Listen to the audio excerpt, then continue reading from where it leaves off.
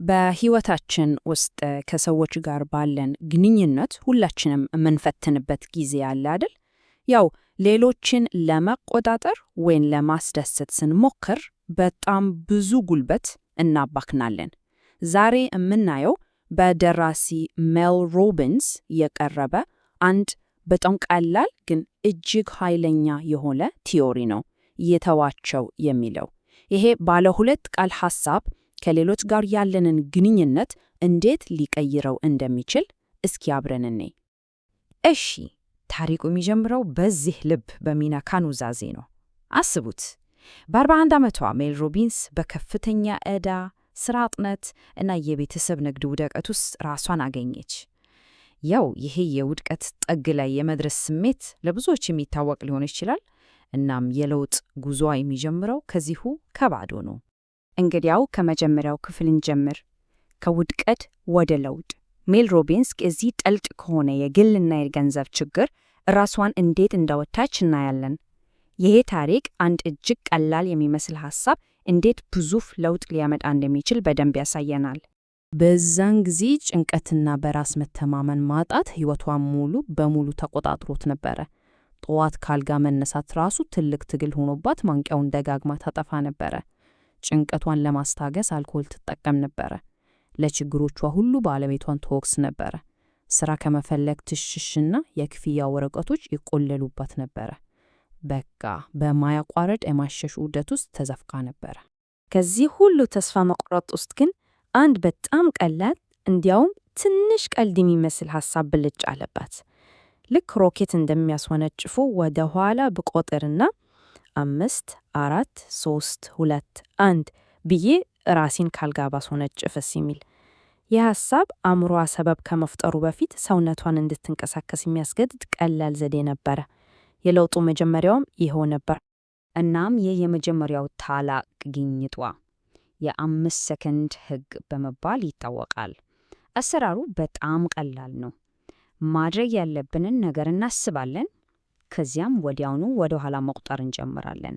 5 4 3 2 1 አንድ ላይ ስንደርስ ምንም ሳናቅማማ ወዲያውኑ ወደ ተግባር እንገባለን። ይህ ሕግ የአእምሮን የማቅማማት ዑደት በመስበር ሐሳብን ወደ ተግባር ለመቀየር ያስገድዳል። እሺ፣ የ5 ሰከንድ ሕግ የውስጥ ትግሎችን ለማሸነፍ በጣም ኃይለኛ መሳሪያ ነው። ግን በሕይወት ውስጥ ያሉንን ችግሮች በሙሉ መፍታት ይችላል? እንግዲህ ይሄ ቀጣይ ክፍል የሚያሳየን የዚህን ሕግ ውስንነትና አዲስ አይነት ችግር ደግሞ አዲስ መሳሪያ እንደሚፈልግ ነው። የ5 ሰከንድ ሕግ ካልጋ ሊያስነሳን ይችላል። ነገር ግን በትራፊክ መጨናነቅ ውስጥ ስንሆን ወይም ስራ ቦታችን ላይ የሚያንገላታን አለቃ ሲኖረን ወይም ከቤተሰቦቻችን የሚያቋርጥ ትችት ሲደርስብን ምንም ሊያደርግልን አይችልም አይደል? እነዚህ የውጭ ችግሮች አሁንም አሉ፣ እናም የተለየ አይነት መፍትሄ ይፈልጋሉ። እዚህ ላይ ያለው ልዩነት በጣም ወሳኝ ነው። ሁለት የተለያዩ ጦርነቶች አሉ። ስለዚህ ሁለት የተለያዩ መሳሪያዎች ያስፈልጉናል። የ5 ሰከንድ ሕግ ከራስ ጋር ለሚደረግ ውስጣዊ ትግል ነው፣ ማቅማማትን እና ፍርሃትን ለማሸነፍ። የተዋቸው ቲዮሪ ደግሞ ከሌሎች ሰዎች ጋር ላለን ውጫዊ ግንኙነትና መስተጋብር ነው። ይህም የዛሬው ዋና ትኩረታችን ነው። አሁን የዚህ ትንታኔ ዋና ጽንሰ ሐሳብ ላይ ደርሰናል። የተዋቸው ቲዮሪ። ይህ ቀላል የሚመስል ሐሳብ ከሰዎች ጋር ባለን ግንኙነት ውስጥ ሰላምን እና ነፃነትን እንዴት እንደምናገኝ የሚያሳይ አስገራሚ ምስጢር ይዟል። ቲዮሪው በዚህ ቀላልና በቀላሉ በሚታወስ ሐረግ ይቀርባል። ይተዋቸው፣ በቃ ይሄ ብቻ። ይህ ሐሳብ አንድን ሰው ሌሎችን የመቆጣጠር፣ የማስደሰት ወይም ሐሳባቸውን የመቀየር ከባድ ሸክም በማላቀቅ እውነተኛ ነፃነትን የማግኘት ኃይል አለው። እንግዲያው የቲዮሪው ዋና መርህ ምንድን ነው? በቀላል አማርኛ ጊዜያችንንና ጉልበታችንን ለመጠበቅ ሌሎችን ለመቆጣጠር ወይም ለማስደሰት የምናደርገውን አድካሚ ሂደት ማቆም ነው። በሌላ አነጋገር ሰዎች የራሳቸውን ምርጫ ይመርጡ፣ የራሳቸውን ስሜት እንዲሰማቸው እና የራሳቸውን ሐሳብ እንዲይዙ መፍቀድ ነው። እስቲ ይህንን በተግባር እንየው። ለምሳሌ የሥራ ባልደረባ ስሜቱ ተበላሽቷል፣ በቃ ይተውት ይኮራረፍ። የቤተሰብ አባል በሆነ ውሳኔ ላይ ይፈርዳል፣ የራሳቸውን አስተያየት እንዲኖራቸው ይተዋቸው። አንድ ሰው ወደ ዝግጅቱ አልጠራም፣ እሺ ይተውት። ሰዎች ስለ አንድ ሰው ያወራሉ፣ ይተዋቸው ያውሩ። ይህ ማለት ግድ አይሰጠንም ማለት አይደለም፣ ነገር ግን በነሱ ባህሪ ላይ የራሳችንን ጉልበት አናባከንም ማለት ነው። ታዲያ ይሄ ይተዋቸው የሚለው ቀላል ሐረግ ለምንድን ነው ይህን ያህል ውጤታማ የሆነው? አሁን ትኩረታችንን ከጀርባ ወዳለው ስነ ልቦናዊ ምክንያት እናዞራለን። እንዴት ነው ይሄ ሐሳብ ኃይላችንን መልሰን እንድንቆጣጠር የሚያደርገን? መልሱን ከመግለጻችን በፊት እስኪ ይህንን ጥያቄ ለአፍታ እናስብበት። አንድ ሰው በእውነት የሚፈልገውን ሕይወት እንዳይኖር የሚያግደው ነገር ምንድን ነው? መልሱ ይሄ ነው። አንድ ሰው ሳያወቀው ለሌሎች ሰዎች የሚሰጠው ኃይል። እስኪ ያስቡት። ሌሎች ሰዎች ምን ያስባሉ፣ ምን ይላሉ ወይም ምን ያደርጋሉ ብሎ በመጨነቅ ምን ያህል ጉልበት እንደሚባክን። የቲዎሪው መሰረታዊ እውነት ይሄ ነው።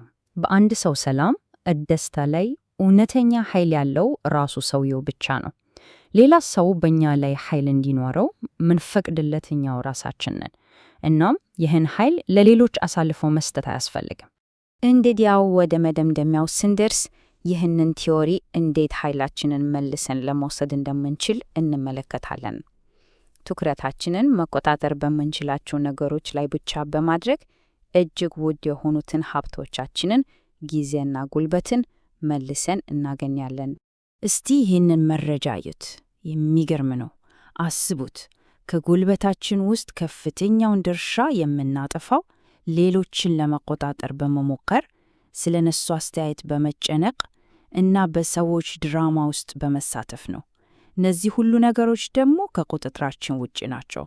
ይሄ የይተዋቸው ቲዎሪን የመቀበል አጠቃላይ ጥቅምን የሚያጠቃልል እጅግ ኃይለኛ አባባል ነው። በመጨረሻም ኃይሉን ለሌሎች ሰዎች መስጠት ሲያቆሙ በእርግጥ ምን ያህል ኃይል እንዳለው ያያሉ። ዋናው ቁልፍ መልእክት ይሄ ነው። እውነተኛ ሰላም የሚመነጨው ወደ ውስጥ በመመልከት እና በራስ ምርጫዎች እና ምላሾች ላይ በማተኮር ነው እንጂ በሌሎች ሰዎች ድርጊት ላይ አይደለም። እናም በዚህ አነቃቂ ጥያቄ እንጨርሳለን። ይህ ጥያቄ እያንዳንዱ ሰው የዚህን ቲዎሪ አውንታዊና ተግባራዊ አጠቃቀም በራሱ ሕይወት ውስጥ እንዲያስብበት ያደርጋል። አንድ ሰው መልሶ ባገኘው ጉልበት ምን ሊሰራ ይችላል?